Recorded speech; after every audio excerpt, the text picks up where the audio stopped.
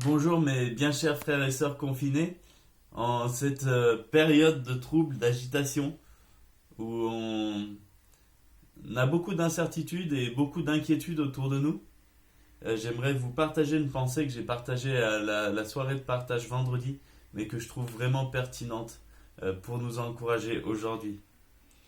Euh, Paul, dans Éphésiens 1, nous ouvre comme une fenêtre sur une fresque magnifique, l'histoire du plan de Dieu euh, pour les hommes.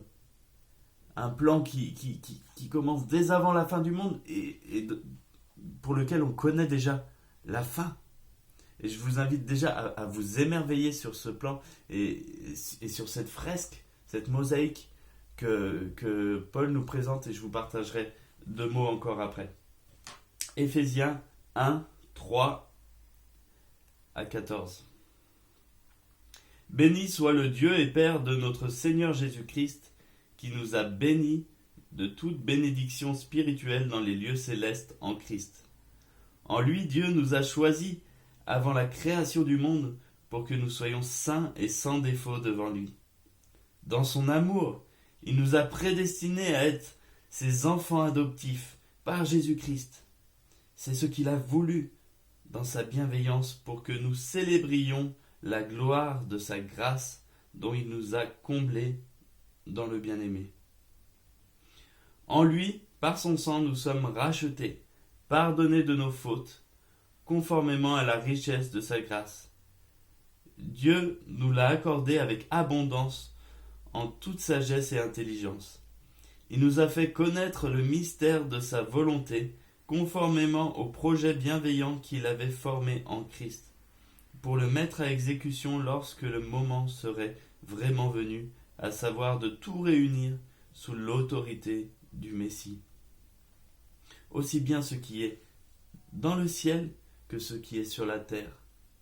En lui, nous avons été désignés comme héritiers, ayant été prédestinés suivant le plan de celui qui met tout en œuvre conformément aux décisions de sa volonté, pour célébrer sa gloire, nous qui avons par avance espéré dans le Messie. En lui, vous aussi, vous avez entendu la parole de la vérité, l'évangile qui vous sauve. En lui, vous avez cru et vous avez été marqués de l'empreinte du Saint-Esprit qui avait été promis.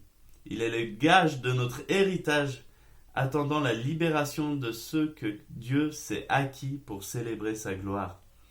Et devant ce texte merveilleux, on voit que avant la fondation du monde, Dieu nous a aimés, qu'il nous a choisis, prédestinés à être ses enfants. On voit aussi que l'histoire trouvera son apothéose le jour où Dieu rassemblera en Christ tout l'univers.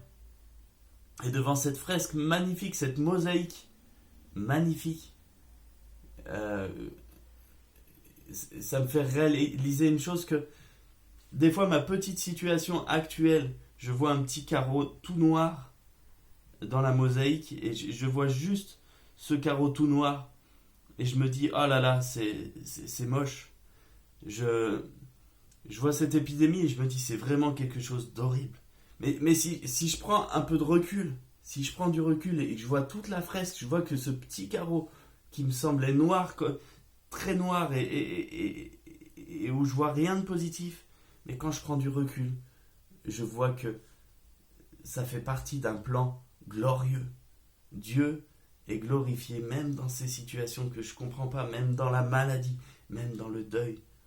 Si j'arrive à prendre ce recul, je me dis Seigneur, tu fais toutes choses belles. Et c'est avec cet encouragement que je voulais vous laisser ce matin. Euh, on ne sait pas encore comment on va s'organiser au niveau de l'Église, mais en tout cas, restons confiants. Celui euh, qui a préparé ce plan d'avance le mène à bon terme. Et on peut s'assurer que toute chose concourt au bien de ceux qui aiment Dieu, et on peut continuer de prier pour notre pays, de prier pour nos amis, prendre le temps de s'appeler, prendre soin les uns des autres et s'encourager dans la foi. Je reviendrai à vous plus tard. J'espère que ces quelques mots vous ont encouragé. Que Dieu vous bénisse.